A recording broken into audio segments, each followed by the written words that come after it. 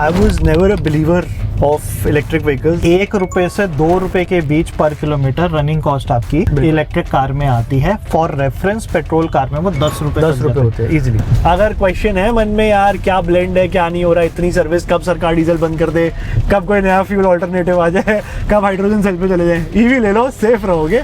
Ethanol is a big issue. EVs बहुत ज्यादा इस टाइम पे ना अच्छी क्वालिटी की निकल के आ रही है. वैसे बहुत चीजें लर्निंग्स हैं इसके अंदर जो हम ले सकते हैं एज अ कंट्री की. जो हमारा चार्जिंग इंफ्रा है ना उसको हम ऑप्टिमाइज कैसे कर सकते हैं कि सब 20 लाख की कैटेगरी में we have multiple electric cars. Exactly. Two the battery capacities have increased, also the density have increased. Right. Electric cars performance में are far better than the so called claimed performance. Right. यार EV चलाते हो ना तो मेरे हिसाब से एक सिंपल सा सोल्यूशन है ईवी की चार्जिंग प्रॉब्लम को सॉल्व करने के लिए.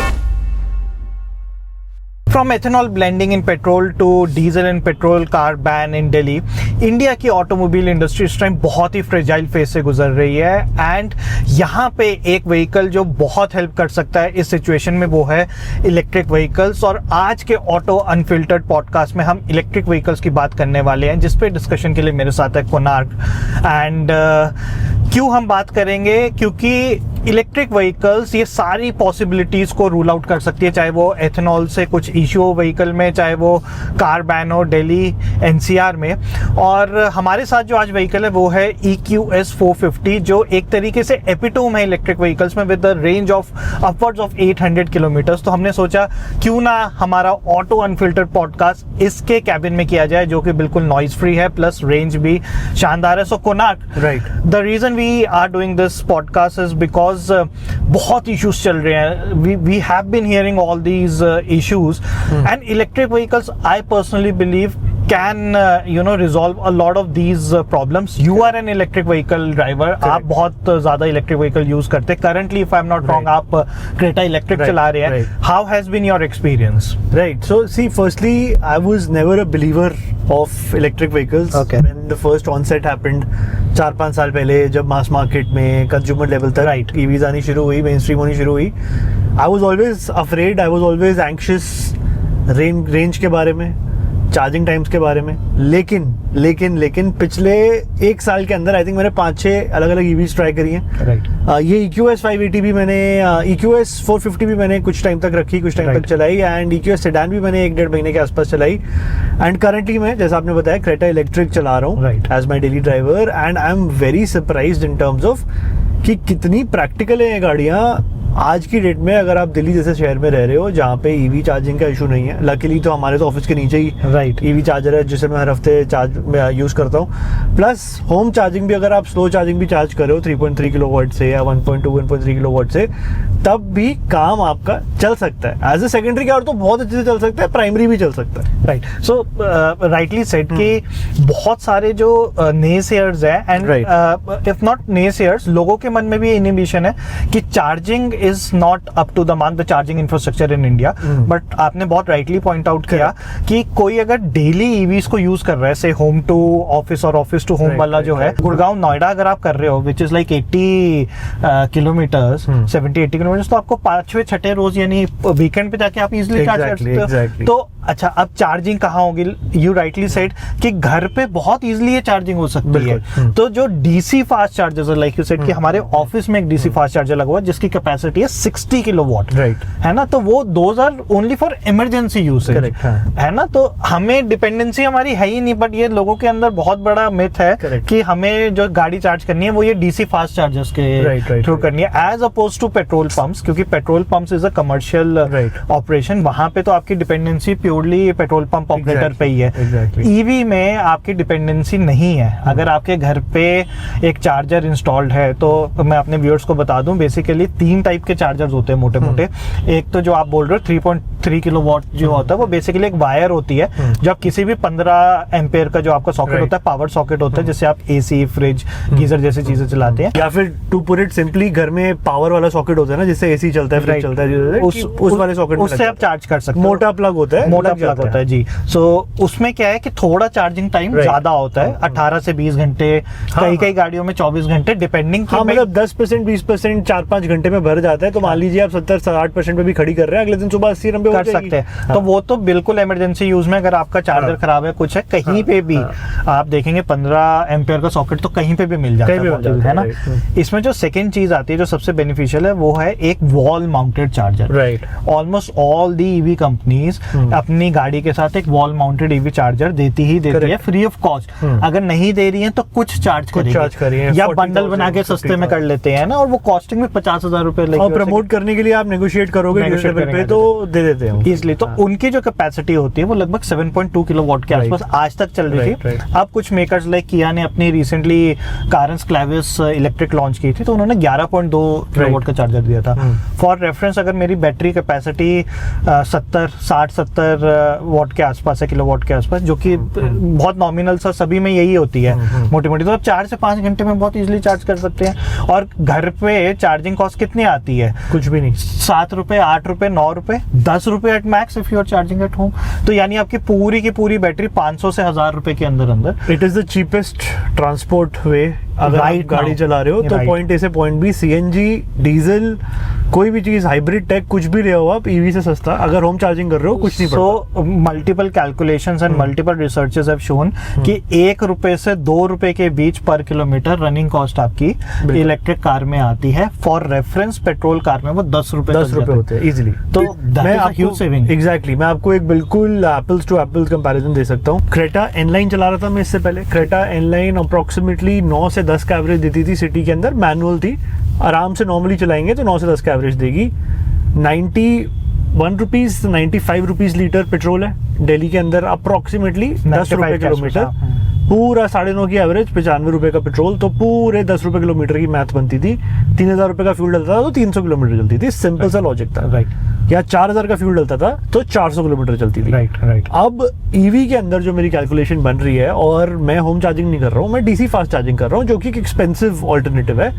उसके बावजूद भी मेरी गाड़ी 16 रुपए 70 पैसे पर किलोवाट आवर के प्राइस पे चार्ज होती है। हमारे ऑफिस के नीचे जो इजी चार्ज का फास्ट डीसी चार्जर लगा हुआ है 60 किलोवाट वाला, 16 रुपए के हिसाब से 51.4 किलोवाट की बैटरी को अगर आप पूरा चार्ज करते हैं 1100 रुपए की कैलकुलेशन बनती है। मैं 20% से नीचे जाने नहीं देता हूँ, तो मैं 20 से 100% अप्रोक्सीमेटली चार्ज कर लेता हूँ 700 से 800 रुपए के अंदर, जिसके अंदर मैं 350 से 400 किलोमीटर, तो मेरे को 2 रुपए किलोमीटर डीसी फास्ट चार्जिंग पे, जो मेरे को पता भी नहीं चलता गाड़ी चार्ज कब हो गई, क्योंकि मैं ऑफिस आता हूँ फ्राइडे को या मंडे को, लगाई शाम को गए, गाड़ी पूरी चार्ज खड़ी हुई है, या फिर 1 घंटे बाद गए, निकाल ली। And for reference, most of these cars 10 to 80% hardly 1 hour से कम में एग्जैक्टली 20 से 80 तो लिथियम आयन बहुत जल्दी चार्ज होता है। मतलब ये तो एक बहुत पुरानी चीज है कि जैसे मोबाइल्स के अंदर, टेक के अंदर बैटरी का जो 20% से 80% तक जाने का टाइम होता है, दैट इज वेरी रैपिड। उस समय मैक्सिमम किलोवाट वो ऑब्जर्व कर पाती है, लेकिन 80 के ऊपर जाके थोड़ा स्लो हो जाता है। राइट। टॉपल चार्जिंग जिसको कहते हैं। राइट। बट 80% तक तो आराम से यार चार्ज हो सकता है। 45 मिनट्स 50 मिनट्स के अंदर 20-25% से आराम से पहुंच जाती है। एंड अभी for reference like we said कि हम EQS चला रहे हैं, इसका battery pack is about 110 kilowatt के आसपास। अब मर्सिडीज, अब क्योंकि आपने बताया, तो हमारे ऑफिस वाला चार्जर है 60 kilowatt. A lot of companies are now offering 200 kilowatt तक का चार्जर। तो व्हाट मर्सिडीज क्लेम्स इज कि इसकी बैटरी आप आधे घंटे में, यूजिंग अ 200 किलोवाट का चार्जर, बहुत इजीली आप आधे घंटे में 10 to 80% टॉप अप कर सकते हैं। एग्जैक्टली। एंड 10 to 80% की रेंज आप कितनी कह रहे हैं? लगभग 700 से ऊपर। ये तो फिर नेक्स्ट लेवल ही हो गया ना, इसका तो कोई वही नहीं है। नहीं, बट आप ये सोचो ना कि इसकी प्राइसिंग कितनी है, 1.2 CR। एग्जैक्टली। मोटी मोटी, क्योंकि अभी तो इन्होंने इंडिया में भी बनानी शुरू कर दी, तो कॉस्ट कटिंग हो गई है। तो इसका राइवल आप किसे मानोगे? एनी जर्मन लग्जरी कार से, सपोज एस क्लास ही आप मान लेते हैं इसका राइवल। एस क्लास की क्या प्राइसिंग आती है? 2 करोड़ के आसपास। ऑन रोड आराम से आ जाती है 2 करोड़ के आसपास। तो फिर अगर किसी को खुद गाड़ी नहीं चलानी है, क्योंकि most of these people who own these cars 1 crore के आसपास, love to be chauffeur driven. Right. तो जब आपको पीछे ही बैठना है, तो इलेक्ट्रिक कार में किस बात की दिक्कत है? करेक्ट, सही बात है। तभी आप देखोगे i7 की भी बहुत डिमांड रही है BMW में, compare to the regular 7 series, even तो वो 15-20-30 लाख रुपए महंगी है। 740i से i7 अप्रोक्सीमेटली 20 से 30 लाख का फर्क है, लेकिन तब भी i7 के डिमांड अभी इनफैक्ट BMW ने एक अनाउंसमेंट की थी जिसमें they included registration cost and everything और ऑल इंक्लूसिव एक बंडल बना के 2 करोड़ के आसपास की प्राइसिंग आ गई थी। राइट। तो ईवी तो एंड स्पेशली लग्जरी कार्स में EV makers are doing tremendously good, चाहे वो मर्सिडीज हो, BMW हो, ऑडी हो, पोर्शे हो। कौन ऑटो मेकर नहीं है जो अपनी इलेक्ट्रिक कार नहीं दे रहा है? बिकॉज आपने शुरू में ही कहा था कि सेकंड कार तो आपकी ईवी जो है बहुत इजीली बन सकती है। Most of these house hold who can afford a BMW और अ मर्सिडीज, उनके लिए तो सेकंड कार होती है कोई ना कोई। Exactly. तो why not buy a electric car as oppose to a diesel और पेट्रोल कार? तो वही कॉन्वर्सेशन जहां मैं शुरू कर रहा था कि इतने इश्यूज आ रहे हैं, अगर ऑटो मेकर्स परेशान है, बायर्स परेशान है, because see we are going through a transition, है ना। इंडियन ऑटोमोटिव इंडस्ट्री आप तो काफी टाइम से ट्रैक कर रहे हैं, हम लैग करते थे as compare to global auto industry. हमारे यहाँ प्रोडक्ट डंप किए जाते थे एक टाइम पे, but now we are at par with some of the global auto makers. Bharat 6 जो आपका B6 नॉर्म आया था वो it was at par with euro 6, क्योंकि BS5 ऑल टुगेदर स्किप कर दिया गया था। तो जब इतने बड़े बड़े ट्रांजिशन होते हैं तो उसका खामियाजा right from auto makers to end consumer भुगतना ही पड़ता है। भाई ऑटो मेकर्स को अपनी पूरी की पूरी जो लाइन है, प्रोडक्शन लाइन, उस पे ड्रास्टिक चेंजेस लाने पड़ते हैं, एंड वहीं पे लोगों को कॉस्ट बियर करनी पड़ती है उस चीज को।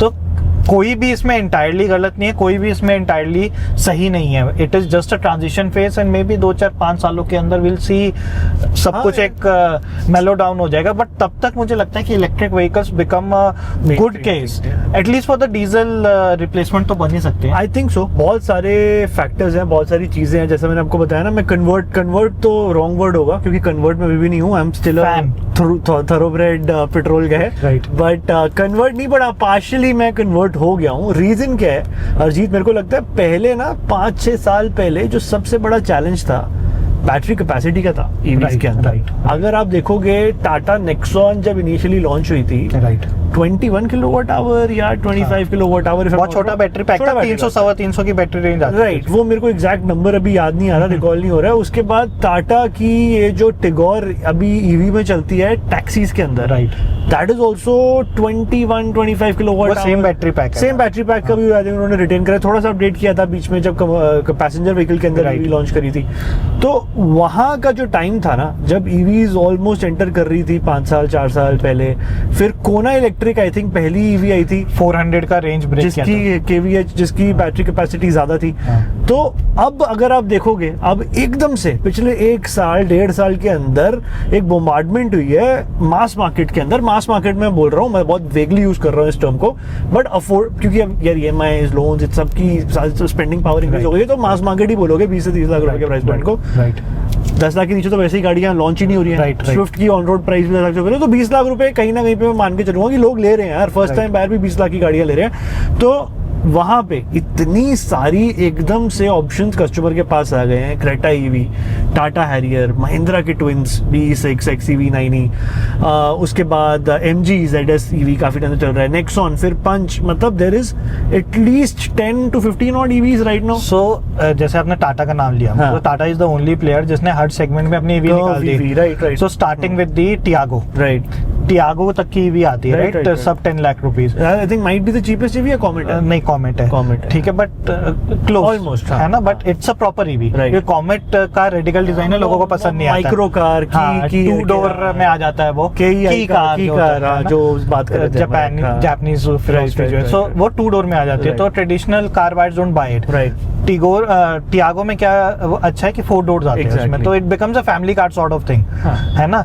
तो उसके बाद आपकी ये टिगोर आपने बताया, फिर आपकी कर्व नेक्सन आ जाती हैं, उसके बाद आपके बाद पंच वेरी गुड प्रोडक्ट। उसके बाद आपके ऊपर तक लोग अब हैरियर, बहुत रिसेंटली हैरियर निकाली है। करेक्ट, मैंने चलाई नहीं है, but I am very excited. मेरा तो बहुत मन है। India's first all wheel drive, the quad wheel drive which they are calling it. तो this shows the commitment of auto makers also, correct, कि भले ही मार्केट रेडी होना हो, वो रेडी है। बिल्कुल। एंड वही मैं आपको कह रहा था ना कि अब ये, और जो मैंने आपको गाड़ियां बताई, अभी आप भी जो बता रहे थे, तो 50 किलोवाट आवर के 40 किलोवाट आवर के बैटरी बैकअप कॉमन हो गए। ये तो बहुत आम सी बात है। आम सी बात है। जो पहले 20 किलोवाट थे, आज से 3-4 साल 5 साल पहले, इसकी वजह से जो रेंज एंग्जाइटी की प्रॉब्लम थी कि यार मेरी गाड़ी 150 किलोमीटर चलेगी एक चार्ज पे, सीएनजी की तरह, या 200 एक टैंक फुल कराया सीएनजी का तो 150-200 किलोमीटर पे खत्म हो गई। फिर मेरे को 8 घंटे वेट करना पड़ेगा क्योंकि चार्जिंग टाइम भी इंक्रीज हुए, चार्जिंग स्पीड्स भी बढ़ गई हैं चार्जेस की, होम चार्जिंग की, सारी चीज़ों की। तो ओवरऑल अडेप्टेशन बढ़ाने के लिए ये जो प्रॉब्लम्स थी इंफ्रा के अंदर धीरे धीरे करके सॉल्व हो रही है यार। And we are a country of 140 crore people, we are so intensely populated, we will always have problems. हम किसी भी वेस्टर्न मॉडल को सीधा उठा के रेप्लिकेट कर ही नहीं सकते, हमारे अपने लोकल चैलेंजेस बहुत सारे होंगे किसी भी चीज़ को अडेप्ट करने में। तो आई थिंक धीरे धीरे करके, यू आर राइट, अगले 2-3 साल के अंदर ना ईवीज, हाइब्रिड बहुत मेनस्ट्रीम बन सकती है। 3 चीजें आपने इसमें की टेक अवे जो मुझे आपके कॉन्वर्सेशन से नजर आ रहे हैं। 1, the cars have become more affordable, right, है ना। तो सब 20 लाख की कैटेगरी में we have multiple electric cars. Exactly. 2, the battery capacities have increased, also the density have increased, right. So जहां हम पहले आम 300-400 किलोमीटर की रेंज की बात करते थे, 500-600 वो रेंज आ चुकी है from a normal car, any SUV. Like आप खुद ही कह रहे हैं कि क्रेटा इलेक्ट्रिक है 400 सिटी में, है ना, कुछ भी कर लो 400 दे देगी। See, that is the same case with mileage also. Right. So automaker तो है ना, ऑटोमेकर अगर 20 की माइलेज क्लेम करते तो आपको 15 मिलती है, तो उसमें तो कुछ हो नहीं सकता। लेकिन हम तो अगर एक गवर्नमेंट क्लेम फिगर लेके चलेंगे तो उससे एक बेंचमार्क बनाना इजी हो जाता है। एग्जैक्टली। नहीं, पर क्रेटा ने ना सरप्राइजिंगली बहुत लोगों को सरप्राइज किया है अपनी ओवरऑल रेंज के साथ। मैं ऑनलाइन इसके बारे में पढ़ रहा था, टीम BHP मैंने बहुत सारे फोरम्स पे इसके बारे में रिसर्च करी। 51.4 किलोवाट आवर का जो बैटरी पैक है, इसने रियल वर्ल्ड के अंदर 9 kilowatt per hour, 8 kilowatt per hour की एफिशिएंसी निकाली है। जैसे हम पहले KMPL में बात करते थे, अब हम किलोवाट पर आवर में बात करते हैं। 8.5-9 दे रही है, मेरे को भी अप्रोक्सीमेटली इतना दे देती है। तो 51/8 की simple math, because the technology has leapfrogged multi. Exactly. But Creta ने बहुत सारे एक्सपर्ट्स को जेन्युइनली सरप्राइज करा है with its actual real world range. Right. So अभी महिंद्रा ने अपनी BE6 का एक बैटमैन एडिशन लॉन्च किया था, तो we were present at the event, आप गए थे, हाँ, है ना। तो वहां पे मैंने BE6 बहुत इंटेंसिवली चलाई, बिकॉज हम I forgot the name of the place, वो मुंबई से लगभग 60 किलोमीटर दूर थी। तो 2 दिन मेरे पास BE6 थी, मैंने 2 दिन BE6 चलाई है। मेरे पास जो रेंज आ रही थी वो 380 किलोमीटर की ऑन डिस्प्ले दिखा रहा था। पैक 3 चला रहे थे आप? पैक 3 चला रहा था मैं, ठीक है। और मैं वहां से वापस आया उस लोकेशन से जो 60-65 किलोमीटर दूर थी। प्लस सिटी में मैंने बहुत चलाया क्योंकि मल्टीपल इवेंट्स थे। मेरे को जब मैंने गाड़ी वापस किया एयरपोर्ट पे, आई कैन बहुत इजीली टेल यू कि मैं 200 किलोमीटर चल चुका था, बहुत इजीली। लेकिन जब मेरे को रेंज शो कर रहा था वो 220 की शो कर रहा था, विच मीन्स व्हाट कि उसने रीजन ब्रेकिंग के थ्रू भी काफी रिकूप कर ली थी अपनी वो। एंड प्लस जो वो एक रेंज दिखाता है वो एवरेज दिखाता है। It also depends like you said your driving range, sorry driving style, बाकी आप कितना ज्यादा इलेक्ट्रॉनिक्स यूज कर रहे हो या क्या कर रहे हो। तो विच मीन्स कि ईवीज बहुत ज्यादा इस टाइम पे ना अच्छी क्वालिटी की निकल के आ रही है। So like what we were saying कि battery capacities have increased, options has increased multifold, your range has increased, your options has increased. And lastly जो आपने एक चीज बोली कि चार्जिंग की जो स्पीड है वो भी बहुत कम आ गई है ना। 30 kilowatt charger DC fast charging से शुरुआत हुई थी और आज हम 250 किलोवाट फास्ट चार्जिंग पे बैठे हुए हैं इंडिया में। मुझे याद आया था कि मर्सिडीज EQS जब मैं चला रहा था ना, नोएडा में मर्सिडीज का जो डीलरशिप है, राइट, वहाँ पे एक इवेंट था, मैं वहाँ पे गया तो I think they have the 240 kilowatt hour fast chargers installed for Mercedes cars only. Compatibility का आई थिंक कुछ था 120 या 240 पे चार्ज करी थी, I don't remember correct exactly, but मुझे इतना पता है कि इसका 100 kilowatt hour plus battery pack 1 घंटे से कम में चार्ज हो गया था। तो बहुत सिंपल सी लॉजिक है, तो बहुत ही लॉजिक है कि अगर 200 का हुआ और 100 की बैटरी पैक है, बीच में आधे घंटे में वो इजीली चार्ज। एग्जैक्टली वो 80 से 100 जाने में थोड़ा टाइम लगाती है, बट 20 से 80 तो 15-20 मिनट में पहुंच जाती है। This is the reason most of the automaker से 10 to 80% इन फास्ट चार्जिंग। अगर लोगों को ये कंफ्यूजन हो रही हो तो जो एक्चुअल फास्ट चार्जिंग होती है वो 10 to 80%। ये भी नहीं कि आप 0 से एकदम से कहें कि 0 है मेरी गाड़ी, उससे क्यों नहीं हो रही, क्योंकि 0 से उठने में भी रेंज को टाइम टाइम लगता है। तो 10 to 80 is the time when it charges the car in the most rapid fashion, right? Exactly. और अभी टेस्ला है इंडिया में, कितना धूमधाम था टेस्ला, कितने दसियों साल से डिले हो रही है। तो टेस्ला की जो सबसे बड़ी बात है वो है उसका Tesla supercharger, right. One of the biggest key points for Tesla. आपने भी टेस्ला Right. चलाई है internationally, you were telling me. तो Tesla supercharger is 240 kilowatt का Right. Charger, and Tesla claims कि उसकी 300 किलोमीटर तक की रेंज मोटी मोटी वो 15 मिनट में आपको फिल करके दे सकते हैं, that super charger. Exactly, see correct. और एक चीज और मेरे को लगती है जो हमारी इंडियन कंडीशंस में ना बहुत बड़ा स्कोप फॉर इम्प्रूवमेंट है। एज अ ईवी यूजर मैंने ये बात ऑब्जर्व करी है, और ये मैंने यहाँ पे नहीं, ग्लोबली भी चलाई है, यूरोप में भी चलाई है रिसेंटली, और यूएस के अंदर भी चलाई है। तो टेस्ला का जो डिफरेंस होता है compare to regular Indian EV charging experience, यहाँ पे आपको ना ऐप बेस्ड इकोसिस्टम के अंदर डाल दिया जाता है। राइट। वी डोंट हैव, जैसे यूरोप के अंदर क्रेडिट कार्ड टैप सिस्टम है, जैसे आप पेट्रोल पंप पे जाते हैं, फ्यूल भरवाते हैं, टैप करते हैं, पे करते हैं, निकल जाते हैं। ओके।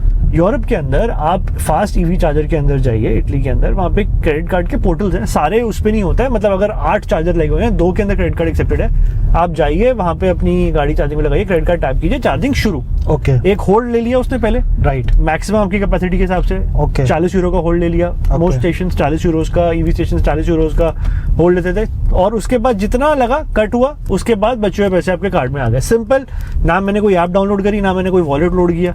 इंडिया में प्रॉब्लम क्या हो रही है? Right. जब मैं ईवी चार्जिंग पे लगाता हूँ, मेरे 15 मिनट, जितनी देर में टेस्ला यही कहती है जितनी देर में आप किसी और गाड़ी को उसको चार्ज करने में लगाओगे ना, उतनी देर में हमारी गाड़ी 50% चार्ज हो जाएगी बॉस।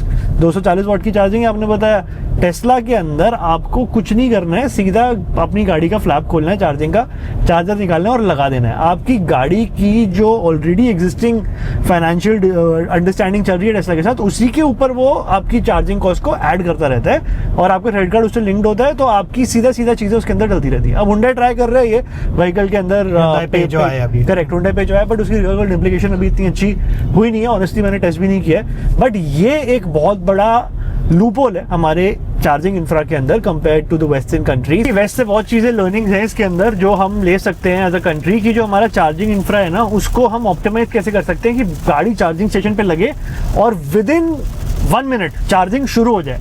क्योंकि अब चार्जिंग स्पीड इतनी तेज हो गई है, 60 किलोवाट 120 किलोवाट गाड़ियां भी सपोर्ट कर रही हैं, स्टेशन भी लग गए हैं, तो वो 1-1.5 मिनट 5 मिनट 10 मिनट के अंदर ही काफी चार्ज का फर्क आ जाएगा। टेस्ला यही कहता है, बहुत इतनी देर में दूसरी गाड़ियां ऐप कनेक्ट करती रहती है, ढूंढती रहती है, उतनी देर में तो हम 50% आपकी गाड़ी चार्ज कर देते हैं। That's a very important takeaway कि बहुत चीजें इंप्रूव हो रही है, लेकिन पेमेंट को भी स्ट्रीमलाइन करने की बहुत जरूरत है। आई कैन अंडरस्टैंड, क्योंकि मेरे साथ भी 2-3 बार हो चुका है कि आप ये ऐप डाउनलोड कर रहे हैं, वो ऐप डाउनलोड कर रहे हैं, specific to company app download कर रहे हैं, कहीं कुछ नहीं, कहीं बहुत सारे इश्यूज हैं। तो अगर जब हम इतना एडवांस हो ही चुके हैं, हमारे यहाँ इतना, एंड डिजिटलाइजेशन तो इंडिया में इतना रैपिडली हुआ है from UPI to other thing, ये Digi Yatra is such a big thing and such a example of what we can achieve.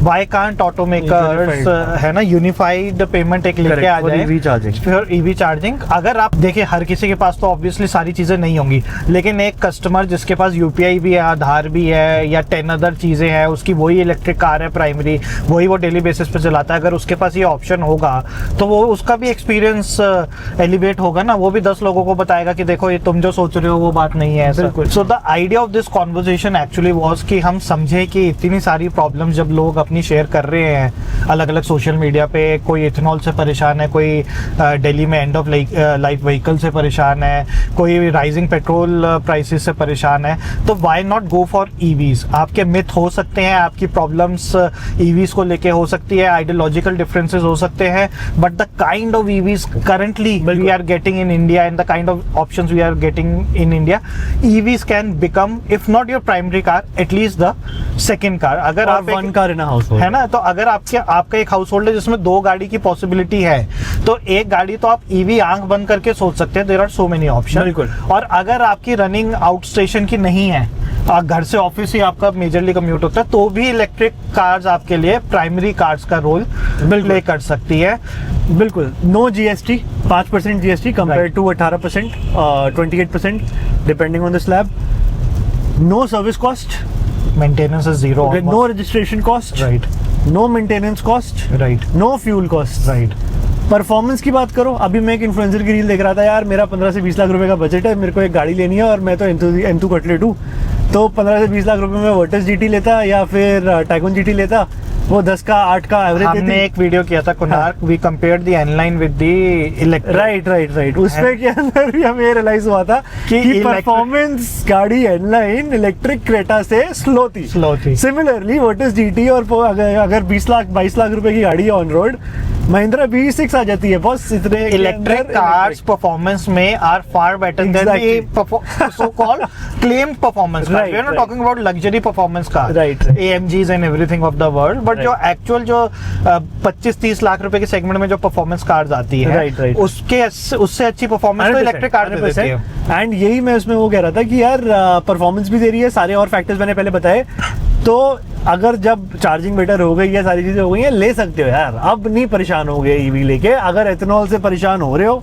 अगर क्वेश्चन है मन में यार क्या ब्लेंड है क्या नहीं हो रहा, इतनी सर्विस, कब सरकार डीजल बंद कर दे, कब कोई नया फ्यूल ऑल्टरनेटिव आ जाए, कब हाइड्रोजन सेल पे चले जाए, ईवी ले लो, सेफ रहोगे, दिक्कत नहीं आने वाली। राइट। एक और सुझाव है मेरा अरजीत, यार ईवी चलाते हो ना, तो मेरे हिसाब से एक सिंपल सा सोल्यूशन है ईवी की चार्जिंग प्रॉब्लम को सॉल्व करने के लिए। ईवी चार्जिंग स्टेशन जहां भी लगा हुआ है ना, सिंपल सा फंडा है, फास्ट टैग का रीडर लगा दो।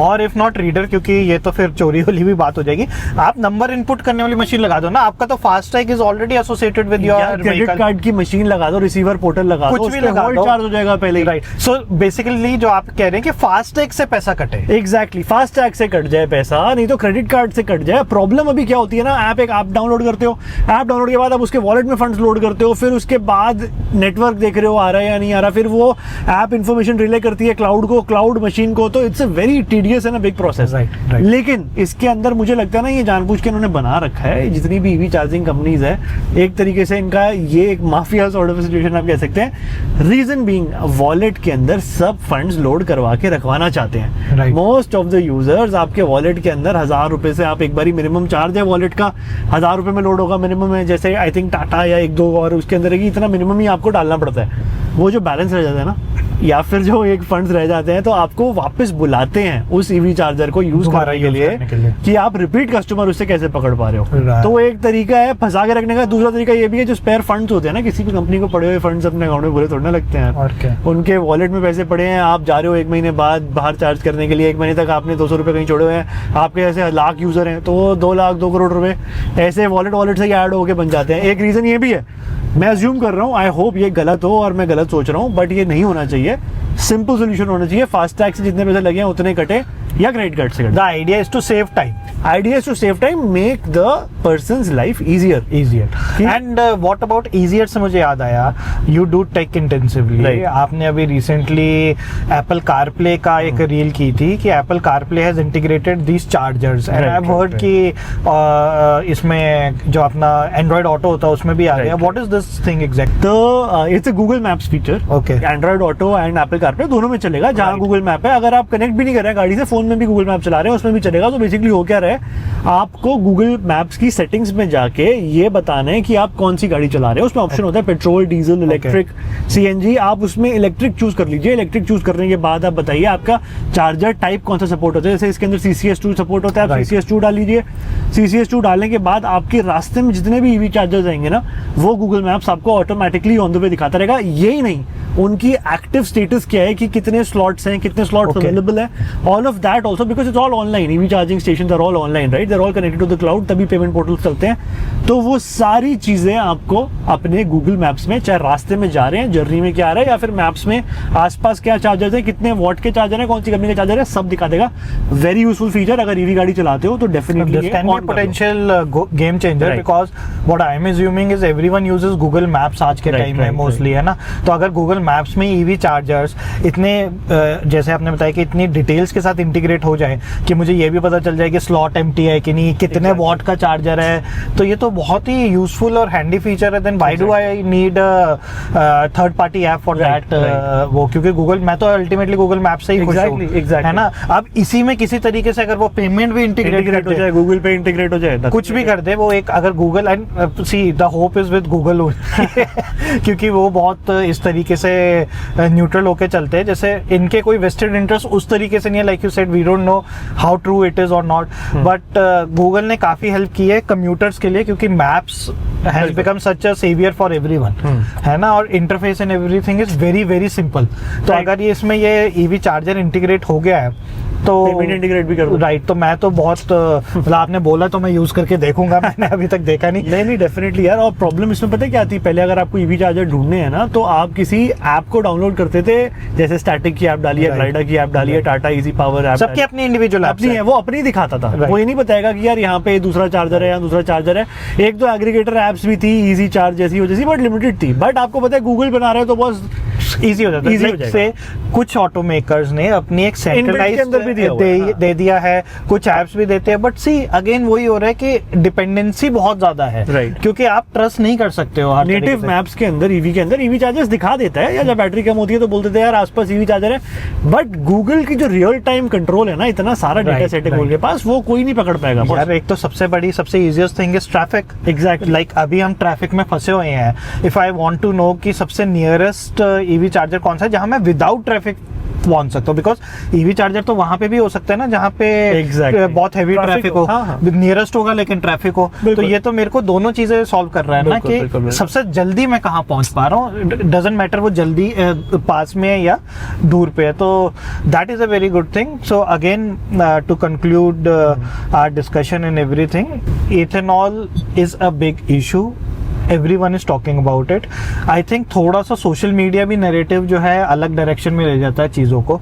This might not be as bad as what people are making out to be, लेकिन यहाँ पे ट्रांसपेरेंसी की थोड़ी तो प्रॉब्लम गवर्नमेंट की तरफ से। I think मेरे हिसाब से सिंपल, मेरा ओपिनियन है, मेरे हिसाब से सिंपल सोल्यूशन था, आप E2O ब्लेंडेड फ्यूल लॉन्च करो, आप E30 करो, E25 करना है, जितना करना है करो, यूजर को ऑप्शन दो, बॉस नॉन ब्लेंडेड फ्यूल लेना है, ये महंगा है, E2O सस्ता है, क्यों हमारे देश में बन रहा है या हम प्रमोट कर रहे हैं, बहुत सारे फैक्टर्स हैं, उसमें मैं एक्सपर्ट नहीं हूँ, उसकी डिटेल्स में भी नहीं जाऊंगा, लेकिन सिंपल सा सोल्यूशन ये होना चाहिए था यार। एक पंप पे आप बाहर जाते हैं, अगेन बाहर जाते हैं तो बाहर के जो मॉडल्स हैं आप उनको ही रेप्लिकेट कर रहे हैं। अगर आप यूके के अंदर या फिर आप यूरोप के अंदर गाड़ी में फ्यूल भरवाते हैं तो वहाँ लिखा होता है E2O petrol, 95 Ron petrol, 91 non E2O blend petrol, तो वहाँ पे भी इथेनॉल है। ऐसा नहीं है इथेनॉल इंडिया की कोई आविष्कार है, इंडिया के अंदर पहली बार हुआ है, बाहर भी है। In fact BMW vehicles are E25 certified, because वो पहले से बाहर ये चीज चल रही है, तो इज नथिंग न्यू, बट उन्होंने सोल्यूशन निकाले हुए हैं ना यार। वो कह रहे हैं आपको डलवाना डलवाओ, नहीं डलवाना मत डलवाओ, दैट्स अप टू यू। तो वो प्रॉब्लम है यहाँ पे, ये ब्लैंकेट एक तरीके से जो रूल है ना कि यार सबको डलवाना ही पड़ेगा, that is the problem, right. So अगर आप इथेनॉल से परेशान है, अगेन लाइक आई सेड कि वो 10 साल का डीजल बैन हो चाहे 15 साल का पेट्रोल बैन हो, और आप अपने व्हीकल को रिन्यू भी नहीं कर सकते हो NCR में, और NCR को बढ़ाते भी जा रहे हैं तो चाहे आप उससे परेशान हो, चाहे आप राइजिंग फ्यूल प्राइसेस से परेशान हो, आपका एक सोल्यूशन बहुत क्रेडिबल, बहुत अच्छा सोल्यूशन इलेक्ट्रिक व्हीकल्स निकल के आता है ना। तो आप इलेक्ट्रिक व्हीकल्स पे please again will say consider कीजिए, क्योंकि आप कंसीडर करोगे, आप सेल बढ़ाओगे तो ऑटो मेकर्स भी ऑप्शंस लेके आएंगे, बिल्कुल, है ना। मिथ्स पे, लोगों के बात पे अभी भी क्या होता है, कभी भी कोई चेंज आता है ना तो वो लोग अवर्स होते हैं उस चेंज, बिल्कुल, है ना, वो एकदम से चेंज एक्सेप्ट नहीं करते। This EV is a change in a lot of peoples life. So कहीं ना कहीं ट्रेडिशनली लोग सोच नहीं पा रहे कि EVs can become a main stream vehicle. बहुत सारे लोग ये बोलेंगे यार आपको पता है EV 5 लाख रुपए महंगी होती है compare to ICE counterpart, या चलो 2 लाख रुपए 3 लाख रुपए महंगी होती है। मैं इसमें बताता हूँ बहुत फर्क है, गलत इन्फॉर्मेशन है। आप इसको डिटेल में डीप डाइव करोगे तो आपको समझ आएगा। पहली बात, आप कंपेयर करते हो गाड़ी के बेस मॉडल को EV के बेस मॉडल से। EV के बेस मॉडल में ऑटोमेटिक ट्रांसमिशन तो आपको हर बेस मॉडल में मिलता है, क्योंकि EVs गियर पे चलती नहीं है ना। 99% ऑफ द कार अगर उनका बेस मॉडल है तो वो मैनुअल होगा। एग्जैक्टली, तो लोग उसके प्राइस से, जैसे आप नेक्सॉन का एग्जांपल लेते हैं, नेक्सॉन EV शुरू होती है कितने से, 15 लाख से, 15 प्लस समथिंग। नेक्सॉन शुरू हो जाती है 9 लाख से 5 लाख का फर्क है, तो जैसे नहीं करेंगे। अरे नेक्सॉन ऑटोमेटिक लेने तो जाओ, तब पता चलेगा 13.5-14 लाख की तो वही पड़ती है। तो वो पहली बात डिफरेंस ही वो 1.5-2 लाख का रह जाता है। दूसरी बात, maintenance, insurance, road tax, GST, ये सारी कॉस्ट तो ओवरऑल कम पड़ती है। ये सारी चीजों में आप सेव करते हो, तो रनिंग अगर ठीक ठाक है then this myth doesn't stand true कि आपको जो डिफरेंस है वो बहुत ज्यादा है, पहले होता था अब इतना नहीं रह गया है। So on that note we'll end our conversation. Thank you Kunal. हाँ। अगर आपके भी कुछ पॉइंट्स हो, कुछ डिस्कशन करना चाहते हो तो हमें कमेंट करके जरूर बताइए कि आपका क्या टेक है इस पूरी इथेनॉल कंट्रोवर्सी में। Right. And as usual Jagran hitech को सब्सक्राइब कीजिए।